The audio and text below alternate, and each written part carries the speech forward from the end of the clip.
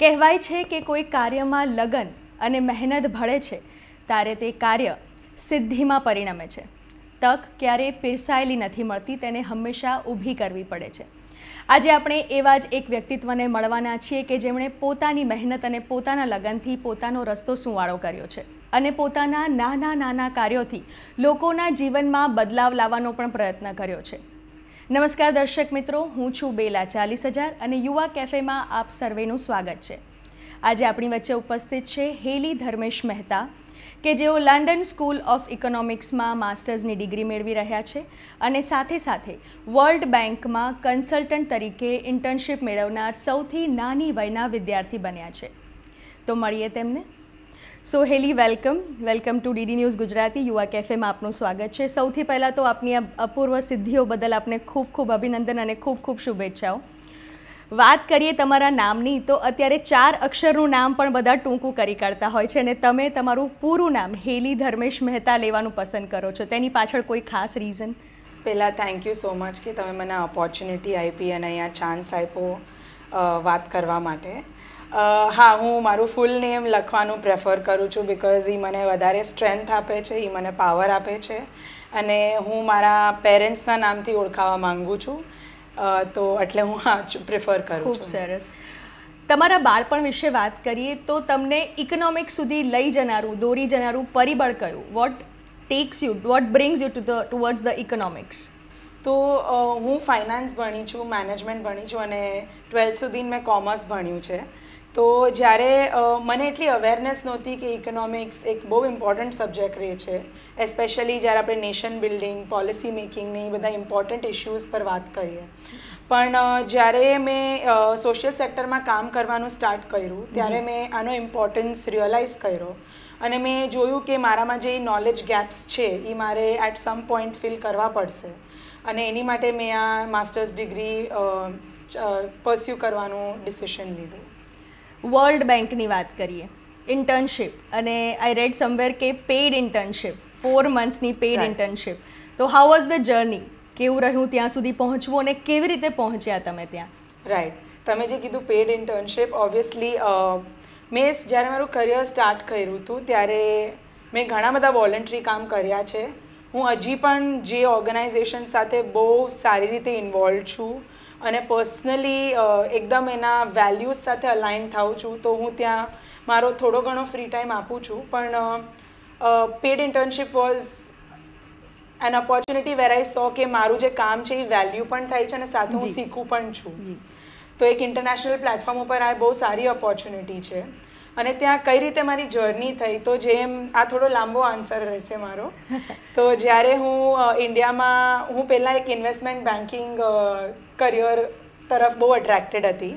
તો મેં જ્યારે એક ઇન્વેસ્ટમેન્ટ બેંકમાં સ્ટાર્ટ કર્યું મારું કરિયર, ત્યારે મેં જોયું કે હું સારી જોબ હતી, ઇટ વોઝ સસ્ટેનેબલ. મને એમ હતું કે મારા ફ્યુચરમાં આ જ કરવું છે. પણ જ્યારે હું વોલેન્ટિયરિંગ કામ કરતી હતી ધારાવી અને માલવણીના જે સ્લમ્સ છે એમાં, ત્યારે મેં જોયું કે ગર્લ અને બોયની વચ્ચે બહુ ડિસ્પેરિટી છે એસ્પેશિયલી. અને મારા ઘરે પણ જે મારા હાઉસ હેલ્પર્સ હોય છે, મેડ હોય છે, એ એમના અગર ચોઇસ હોય કે ઘરે એક છોકરો છે અને એક છોકરી છે, તો એની વચ્ચે એ એક છોકરાનું એડ્યુકેશન પ્રિફર કરે છે ઓનલી બિકોઝ એમનું જેન્ડર એ છે, નોટ બિકોઝ કે એમને એમ લાગે છે કે એમનો સન બહુ વધારે કેપેબલ છે, હોશિયાર છે કે. Right, exactly. તો એ મને થોડું ડિસ્ટર્બિંગ લાગ્યું. મને એમ લાગ્યું કે હરેક હ્યુમન ઇક્વલ છે ઇરરિસ્પેક્ટિવ એનો જેન્ડર શું છે, અને મને એમ લાગ્યું મારે આની ઉપર કામ કરવું જોઈએ. અને સેકન્ડલી મારા રૂટ્સ છે મારા ફેમિલીમાંથી. જ્યારે મેં જોયું કે મારા ડેડ નાનપણથી હી હેઝ એટલે ગ્રોન અને જેમ કહીએ ને ઊભા થયા છે એમના ફેમિલી સાથે, તો એ મને વેલ્યુઝ બહુ સારી રીતે મળે છે કે આપણે ગ્રો થઈએ તો ફેમિલી સાથે, અને મારી મોમે મને કીધું છે કે આપણે ગ્રો થઈએ તો આપણે સોસાયટી સાથે ગ્રો થઈએ. ખૂબ સારા વિચારો છે. આ વર્લ્ડ બેંકની ઇન્ટર્નશિપ કે જેના માટે લોકો, કેટલા બધા વિદ્યાર્થીઓ, કેટલી બધી એપ્લિકેશન્સ આવે છે, તો એ કેટલી ઇમ્પોર્ટન્સ છે એઝ અ ઇકોનોમિસ્ટ, કોઈ કે બેન્કર કે કોઈના બી ફ્યુચર માટે કે એમના કરિયર માટે, અને એમાંથી બહુ જ ઓછી સિલેક્ટ થતી હોય છે, તો એના વિશે આપ શું કહેશો? મારી માટે પર્સનલી ડિફિકલ્ટ હતું આ, ચેલેન્જિંગ હતું, પણ આઈ થિંક મેં જે એક્સપિરિયન્સ ગ્રાસરૂટ લેવલ ઉપર ઇન્ડિયામાં લીધો છે એ લોકોને વેલ્યુએબલ હતો, અને જે ઇકોનોમિક્સનું નોલેજ હતું એ LSE થ્રુ જે મને મળ્યું, એક વેરી રેપ્યુટેડ ઇન્સ્ટિટ્યુશન જે છે, તો એનાથી આઈ થિંક આ પ્રોસેસ થોડી ઇઝીયર થઈ. ડેફિનેટલી વર્લ્ડ બેંક અત્યારે ઇન્ટરનેશનલ લેવલ ઉપર ગવર્મેન્ટ્સને લોન આપે છે અને કન્સલ્ટન્સી આપે છે, તો હું કન્સલ્ટન્સીમાં ઇન્વોલ્વ છું, જ્યાં અમે ગવર્મેન્ટ્સને કન્સલ્ટ કરીએ કે કેવી રીતે પબ્લિક ફાઇનાન્સ બેટર યુઝ થઈ શકે નેશન બિલ્ડિંગ માટે. લંડન સ્કૂલ ઓફ ઇકોનોમિક્સની આપણે વાત કરી, LSEની વાત કરી, તો ઇન્ડિયાની યુનિવર્સિટીઝ અને લંડન સ્કૂલ ઓફ ઇકોનોમિક્સ ત્યાંની યુનિવર્સિટી, બેમાં આપ શું કમ્પેર કરો છો? બંનેની એજ્યુકેશન સિસ્ટમમાં આપને શું લાગે છે? રાઈટ, હું એમ કહીશ કે હું ઇન્ડિયામાં સ્ટેટ એડ્યુકેશન જ મેં 12th સ્ટેન્ડર્ડ સુધી લીધું છે. ઇનફેક્ટ મારું અંડરગ્રેડ જે છે મેં મહારાષ્ટ્ર સ્ટેટ સુધીમાં જ કર્યું છે, અને SVKM ઇન્સ્ટિટ્યુશન જે બહુ સારી રેપ્યુટેડ ઇન્સ્ટિટ્યુશન છે એમાં કર્યું છે. તો એને મને બહુ સારો બેઝ આપ્યો હતો, ફાઉન્ડેશન આપ્યું હતું કે, અને જે મારા જે પિયર્સ હતા અને મારા ક્લાસરૂમમાં જે મારા ફ્રેન્ડ્સ હતા એ બહુ ઇન્સ્પાયરિંગ હતા. તો મને એક સારું ઓરા અને એન્વાયરમેન્ટ આપ્યું, અને સિમિલરલી જે સ્ટ્રોંગ બેઝ હતો એનાથી મને ત્યાં એક બહુ સારી ઇન્સ્ટિટ્યુશનમાં એડમિશન મળ્યું. તો એનાથી મારું એકેડેમિક નોલેજ અને જે એપ્લિકેશન છે, આઈ થિંક જે મેઇન ડિફરન્સ આપણે કહીએ એ છે કે ત્યાં આપણને ચોઇસીસ બહુ મળે છે. ઓકે, તો વિધિન LSE પણ મારે અગર અત્યારે હું ઇકોનોમિક્સ ભણું છું, પણ મને સાથે અગર ફાઇનાન્સ ભણવું હોય તો હું એક કોર્સ એ પણ લઈ શકું છું, જે અહીંયા લિમિટેડ ઓપ્શન્સ છે. અને સેકન્ડલી કે આપણે ત્યાં જે ભણીએ છીએ એ આપણે બહુ ડાયરેક્ટલી અપ્લાય કરી શકીએ છીએ, કારણ કે એ કોન્ટેક્સ્ટમાં અહીંયા એઝ અ ડેવલપિંગ કન્ટ્રી ઇન્ડિયામાં આપણે બીજી વસ્તુઓનું પણ ધ્યાન રાખવું પડે, કારણ કે અમુક વસ્તુઓ બહુ સરળ રીતે નથી થતી, પણ ત્યાં આપણે જે ભણ્યા છે એ એપ્લિકેશન ઉપર વધારે પ્રેક્ટિકલ એપ્લિકેશનની વાત કરી રહ્યા છો. તો એ વધારે ઇઝીયર છે, એટલે જે આપણે સક્સેસ અચીવ કરવાનો રેશિયો હોય એ ત્યાં ઇઝીયર છે કમ્પેરેટિવલી. ઓકે, અને આ વર્લ્ડ બેંકમાં જે આપ ઇન્ટર્નશીપ કરી એ અહીંયા ઇન્ડિયામાં પણ ઘણા બધા સ્ટુડન્ટ્સ હોય છે કે જે ઇકોનોમિક્સ કે ફાઇનાન્સને એ બધી સ્ટડીઝ કરતા હોય છે, તો આ ઇન્ટર્નશીપ વિશે બધાને ખ્યાલ હોય છે, એ અવેલેબલ હોય છે બધા પ્લેટફોર્મ પર ને? ધારો કે કોઈને અહીંયાથી ત્યાં અપ્લાય કરવું હોય તો એની શું પ્રોસિજર હોય છે? બહુ જ ઓપન એપ્લિકેશન પ્રોસેસ છે. કોઈ પણ ઇન્ડિવિજ્યુઅલ એલિજિબિલિટી ક્રાઇટેરિયા એ લોકોએ બહુ ક્લિયરલી આપેલા છે, તો કોઈ પણ એપ્લિકેશન નાખી શકે છે આ પ્રોસેસમાં, અને એ તમે અગર સિલેક્ટ થાઓ તો તમને એક ઇન્ટરવ્યૂ માટે કોલ આવે, ફોલોડ બાય 1-2 ટેસ્ટ ન્યુમેરિકલ અને એનાલિટિકલ જે હોય, અને અગર તમે સિલેક્ટ થાઓ તો તમને કન્સલ્ટન્સીનો કોન્ટ્રાક્ટ મળે છે અને ઇન્ટર્નશીપ તમે કરી શકો છો. LSEની વાત કરીએ તો તમે ત્યાં લંડનમાં લેન્ડ થયા પછી ટૂંકા જ ગાળામાં કાઉન્સિલ મેમ્બર, રાઈટ, અને ત્યારબાદ તમે જર્નીને લઈ ગયા ડિરેક્ટરની પદવી સુધી. તો એ જર્ની તમે કેવી રહીને તમારો ત્યાંનો અનુભવ કેવો રહ્યો, અને ડિરેક્ટરનું તમારું કાર્યક્ષેત્ર શું હતું? રાઈટ, તો હું લંડન સપ્ટેમ્બર 2020માં પહોંચી, ત્યારે ઇલેક્શન્સ હતા. તો નવેમ્બરમાં જ્યારે મેં આ ઇલેક્શન્સ કોન્ટેસ્ટ કર્યા તો મને અમે 12,000 સ્ટુડન્ટ્સ છે LSEમાં, તો બહુ સારો સપોર્ટ મળ્યો. અમે અરાઉન્ડ 35-40 કેન્ડિડેટ્સ આ પોઝિશન માટે હતા. બ્લેસિંગ્સથી અને સપોર્ટથી મને બહુ સારી રીતે વોટ મળ્યો, અને I was elected as the only one આ પોઝિશન માટે.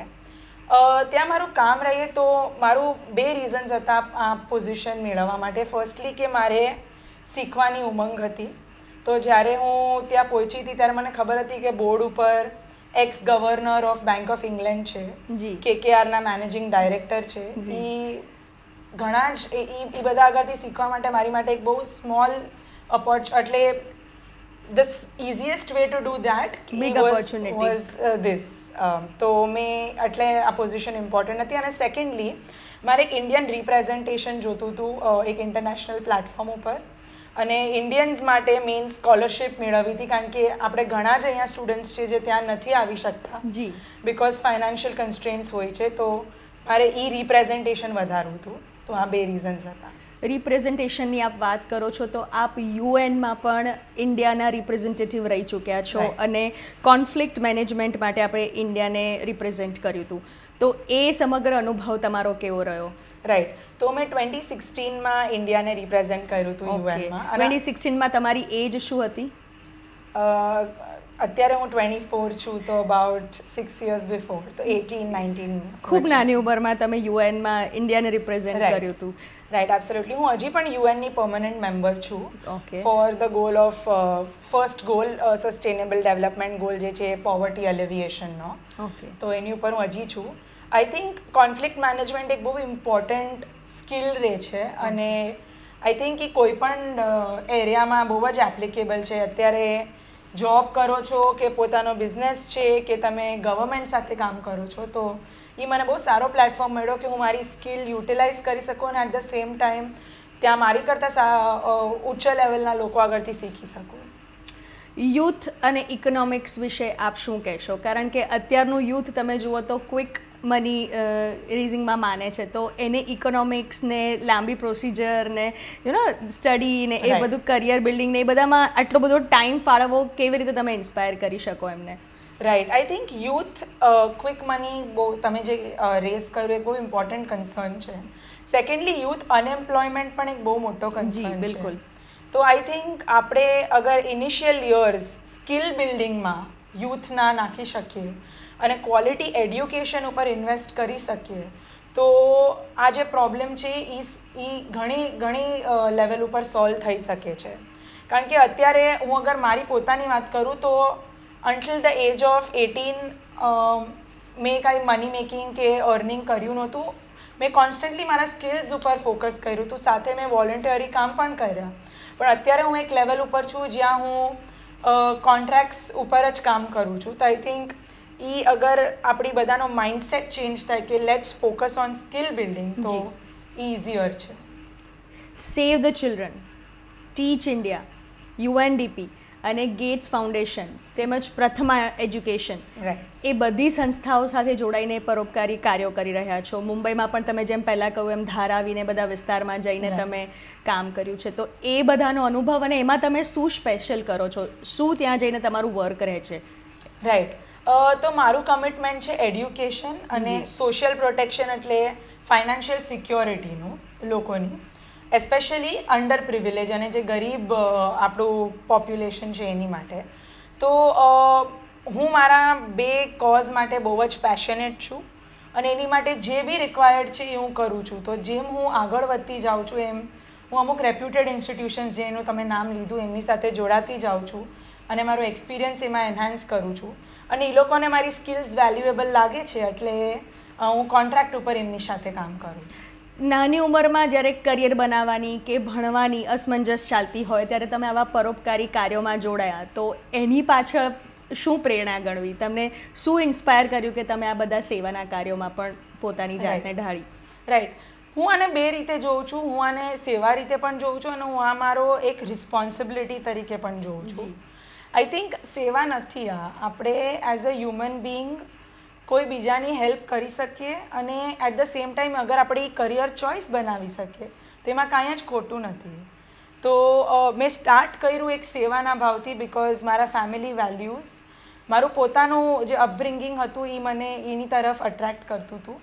અને મેં જોયું કે જ્યારે મારા પપ્પા મારા મમ્મી આમાં ઇન્વેસ્ટેડ હતા તો એ લોકોએ લાઈફમાં ઘણા બેનિફિટ્સ જોયા છે અને હું પણ એન્જોય કરું છું એ બેનિફિટ્સ. તો મેં કીધું વાય નોટ. જી. તો that is why I shifted from finance to social sector અને મેં આ કરિયર ચોઇસ બનાવી છે. અપબ્રિંગિંગની વાત કરી આપે, તો પેરેન્ટ્સ તરફથી આ બધા કામોમાં કેટલો સપોર્ટ, અને LACમાં પણ તમે પહોંચ્યા છો તો ત્યાં જવા માટે પણ તમારા ઘરેથી તમને કેટલો સપોર્ટ રહ્યો? આઈ થિંક મારા પેરેન્ટ્સનો સપોર્ટ એકદમ જ ક્રુશિયલ રહ્યો છે. અત્યારે તો આપણે એક પ્રોગ્રેસિવ ઇન્ડિયામાં છે, પણ હજી એટલા ઘણા બધા ઘર છે જે એમ સમજે છે કે અગર છોકરીની એજ 20-24 છે તો આપણે સોશિયલ કમિટમેન્ટ જેમ કે લગ્ન છે અને બીજી બધી વસ્તુમાં આપણે એન્ગેજ કરવાનું વિચારીએ. અને પણ આઈ થિંક મારા પેરેન્ટ્સે મને એમ કીધું છે કે આપણે બેલેન્સ રાખીએ એક લાઈફમાં. તો એમને મને કીધું છે કે ડેફિનેટલી આ બધો સ્ટેજ તારો આવશે લાઈફમાં, પણ એ લોકોએ મને એવરી સ્ટેજ ઉપર એટલો જ સપોર્ટ કર્યો છે મારા કરિયર માટે પણ. તો આઈ થિંક અગર આપણે બધા એ સમજીએ કે આપણું એક રિસ્પોન્સિબિલિટી છે કે આપણે આપણા ચાઇલ્ડને સારું એડ્યુકેશન આપીએ. અને એડ્યુકેશન નોલેજ માટે નથી, એ કેરેક્ટર બિલ્ડિંગ માટે પણ છે, એક સારું વ્યક્તિ બનવા માટે છે. તો નોલેજ સિવાય કેરેક્ટર અને મેન મેકિંગ ટુવર્ડ્સ પર અગર આપણે આની ઉપર ધ્યાન આપીએ તો એડ્યુકેશનનો આપણને સાચે રોલ ખબર પડશે. LSE એના ડિરેક્ટર, વર્લ્ડ બેંકમાં ઇન્ટર્નશિપ, આટલા બધા સમાજ સેવાના કાર્યો, how do you manage your time? તમારું ટાઈમ મેનેજમેન્ટ સ્કેડ્યુલ કેવી રીતે તમે મેનેજ કરો છો? સ્ટાર્ટિંગમાં મને ડિફિકલ્ટી હતી, પણ મારી મમ્મીનો અને મારા પેરેન્ટ્સનો મને બહુ સપોર્ટ રહ્યો છે આમાં. અને આઈ થિંક ગ્રેજ્યુઅલી મેં ડિસાઇડ કર્યું છે કે બહુ બધા ટાસ્ક પણ નહીં કરવાના, થોડી પ્રાયોરિટી સેટ કરવાની. પણ સેકન્ડલી કોઈક વાર આપણે બહુ બધા ટાસ્ક કરવા પણ પડે, તો એની માટે પ્રોડક્ટિવિટી બહુ ઇમ્પોર્ટન્ટ છે. કે હું આ 1 કલાકમાં મારી પાસે ચોઈસ છે કે મારા હાથમાં ફોન હોય અને હું તમારી સાથે વાત કરું, તો હું મેસેજ પણ કરું ને તમારી સાથે વાત પણ કરું, તો એ જ વાત આપણી 1 કલાક ચાલશે. એની કરતાં અગર હું તમને 10 મિનિટ આપું અને એમ કહું આપણે જે વાત હોય એ કમ્પ્લીટ કરીએ અને પછી હું 5 મિનિટ મારા ફોનને આપું, તો એ વાત 1 કલાકની, અડધો કલાકની તો 15 મિનિટમાં થઈ શકે છે. તો આઈ થિંક અગર આપણે બરાબર ટાઈમ એલોકેશન આપીએ તો એ ઘણો પ્રોબ્લેમ સોલ્વ થઈ શકે છે. પણ કોઈક વાર સ્ટાર્ટિંગમાં પ્રોબ્લેમ થાય, પણ જેમ આપણે એક્સપિરિયન્સ અને યર્સ વધે એમ પ્રોડક્ટિવિટી પણ ગ્રેજ્યુઅલી ઇમ્પ્રૂવ થાય છે. વર્લ્ડ બેંકમાં તમારું કાર્યક્ષેત્ર શું હતું અને તમે કેવી રીતનું ત્યાં કામ કર્યું? રાઈટ. તો મેં 2021 સમર ટાઈમ જે હતો ત્યારે મેં વોશિંગ્ટનમાં મારી ઇન્ટર્નશિપ સ્ટાર્ટ કરી અને મારી હતી ટીમ ઈસ્ટ આફ્રિકાની ટીમ સાથે મારું કામ હતું. હજી પણ ચાલુ છે. ફાઇનાન્શિયલ સિક્યોરિટી અને ઇકોનોમિક ઇન્ક્લુઝન ઈસ્ટ આફ્રિકન રિજન્સમાં. તો અમે મિનિસ્ટ્રી ઓફ ફાઇનાન્સ, રવાન્ડા અને કેન્યા સાથે કામ કર્યું. અને એમાં અમે કોવિડના ટાઈમમાં એક બહુ ઇમ્પોર્ટન્ટ રોલ એ રહ્યો છે કે લોકો પાસે ઇન્કમ નહોતી અને આપણે નેશનનો જે પ્રોગ્રેસ હતો એ એટ સમ લેવલ અટકી ગયો હતો. તો ગવર્મેન્ટે જે લોકોને કેશ ટ્રાન્સફર કે જે પૈસા આપ્યા હતા એનાથી એમનું જે ઘરનું જે સપ્લાય હોય, દૂધ, રોટલી કે જે પણ બેઝિક હોય એ લોકોની રહે, અને એટ ધ સેમ ટાઈમ આપણું જે ઇકોનોમિક એક્ટિવિટી છે એ સ્ટોપ ન થાય. તો એ મારું કામ હતું કન્સલ્ટેશનનું. તો અમે એમને એ કન્સલ્ટેશન આપ્યું કે તમારે કેટલો અમાઉન્ટ કેટલા ફેમિલીઝને આપવો જોઈએ. અને સેકન્ડલી મારો રિસર્ચમાં એ કામ હતું કે આપણે કઈ રીતે ફ્યુચરમાં આવું કોઈ પ્રોબ્લેમ આવે, વિચ એવરી 10 years 12 years થાય જ છે કોઈ ડિફરન્ટ રીઝન્સ માટે, તો આપણે શું સ્ટેપ્સ લઈ શકીએ. Under privilege areas of India, અને તમને જે કન્ટ્રીઝ બી સોંપવામાં આવ્યા તેવું કહી શકાય કે જે અંડર ડેવલપિંગ કન્ટ્રી છે. તો એ બધું તમને LSEમાં ક્યાં કામ લાગ્યું? તમારા સ્ટડીઝમાં તમને કેટલો બેઝ મળ્યો એમાંથી? રાઈટ. આઈ થિંક LSEમાં જે મેં ઇકોનોમિક્સનું નોલેજ મેળવ્યું, ઇકોનોમિક્સ, ડેટા અને સ્ટેટિસ્ટિક્સ, એ રિસર્ચમાં મને બહુ જ કામ આવ્યું. અને સેકન્ડલી જે મારે નેશન બિલ્ડિંગનું જે હું તમને વાત કરું છું, એ જે હું થિયરી સમજવા માંગતી હતી, ડેફિનેટલી આપણે પ્રેક્ટિકલથી જે સમજીએ જે એ બહુ જ ઇમ્પોર્ટન્ટ છે. પણ મેં જોયું કે એ નોલેજ અને પ્રેક્ટિકલ એક્સપિરિયન્સ અગર આપણે અપ્લાય કરી શકીએ તો વધારે સારી રીતે અને એફિશિયન્ટલી આપણે આપણો ગોલ અચીવ કરી શકીએ છીએ. જુલાઈ 2022માં તમારો કોર્સ માસ્ટર્સ LSEમાં તમે માસ્ટર્સની ડિગ્રી મેળવશો. વોટ નેક્સ્ટ ફોર હેલી ધર્મેશ મહેતા? રાઈટ. હું ડેફિનેટલી પોલિસી મેકિંગ અને એડ્યુકેશન માટે બહુ જ ઇન્વેસ્ટેડ છું. ક્લાઇમેટમાં પણ ગ્રેજ્યુઅલી મારો પ્રોગ્રેસ થાય છે રિન્યુએબલ એનર્જી, સોલર એનર્જીમાં, બિકોઝ એ પણ પોવર્ટી માટે, ઇરેડિકેશન માટે એક બહુ ઇમ્પોર્ટન્ટ સ્ટેપ રહે છે. તો હું એઝ અ કન્સલ્ટન્ટ મલ્ટીલેટરલ ઓર્ગેનાઇઝેશન્સ અને ગવર્મેન્ટ્સ સાથે કામ કરવાનું ઈચ્છું છું અને આઈ થિંક એ જ મારો સ્ટેપ ફોરવર્ડ રહેશે. એટ ધ સેમ ટાઈમ હું મારી પર્સનલ લાઈફ પણ બેલેન્સ કરવાનું વધારે એફિશિયન્ટલી ટ્રાય કરવા માગું છું. બરાબર. આજના યુથને આપનો શું મેસેજ છે? આઈડ સે કે ડેર ટુ ડ્રીમ. રાઈટ. આપણે હું હમણાં રિસન્ટલી 2-3 જણને મળી, મારો એક જે ગોલ છે લોંગ ટર્મ એની માટે, અને મને એ લોકોએ કીધું કે શું ચેલેન્જીસ છે. મેં ખાલી એમને એમ કીધું કે ચેલેન્જીસ તો મને પણ ખબર છે, પણ લેટ્સ ડિસ્કસ કે 2 રીતે કે આ પોસિબલ થઈ શકે. તો I think dare to dream અને બિલીવ ઇન યોર સેલ્ફ, અને કોઈની પણ હેલ્પ જોવે તો ડોન્ટ હેઝિટેટ, બિકોઝ આપણે એકલા કોઈ વસ્તુ નથી કરી શકવાના, તો rich out to people. And so learning is a process. Every day હું શીખું છું, તો take the day as it comes અને master the day and dare to dream. મેં તમારું ટ્વિટર હેન્ડલ જોયું હતું, એની પર બી કોટ એ જ લખેલું હતું કે master the day and repeat every day. Exactly, because future આપણા કંટ્રોલમાં નથી. પાસ્ટને આપણે પ્રેઝન્ટમાં મે બી થોડા સ્ટેપ્સ કરીને કરેક્ટ કરી શકીએ છીએ, પણ આજનો દિવસ, આજની કલાક મારા હાથમાં છે, તો એમાં હું શું કરી શકું એ મારા હાથમાં છે. તો લેટ્સ ફોકસ ઓન દેટ. સો હેલી, આજના ઇન્ટરવ્યૂ બદલ આપનો ખૂબ ખૂબ આભાર, અને તમારા ફ્યુચર અને આગળ જનારા તમારા દિવસો માટે પણ તમને all the best, good wishes. Thank you for coming to DD news Gujarati. Thank you so much for inviting me. It has been a pleasure. તો દર્શક મિત્રો, આપણે હેલી ધર્મેશ મહેતાને મળ્યા. આપણે શાળાના દિવસોમાં ભણ્યા હતા કે ઉદ્યમેન હિ સિદ્ધ્યંતે કાર્યાણીન મનોરથે નહીં સુપ્તસ્ય સિંહસ્ય પ્રવેશંતિ મુખે મુગાહ. એનો સામાન્ય અર્થ કરી શકાય કે સિંહ જે જંગલનો રાજા છે, એને પણ પોતાના શિકાર માટે મહેનત કરવી પડે છે. ખાલી મનોરથથી આપણને કોઈ સિદ્ધિ હાંસલ નથી થતી. તો હેલી ધર્મેશ મહેતા પાસેથી આપણે આજે સિદ્ધિ પ્રાપ્ત કરવા માટે મહેનતનું ફળ કેવું હોય તે શીખ્યા. આજના દિવસમાં બસ આટલું જ. ફરી મળીશું, ત્યાં સુધી રજા આપશો. નમસ્કાર.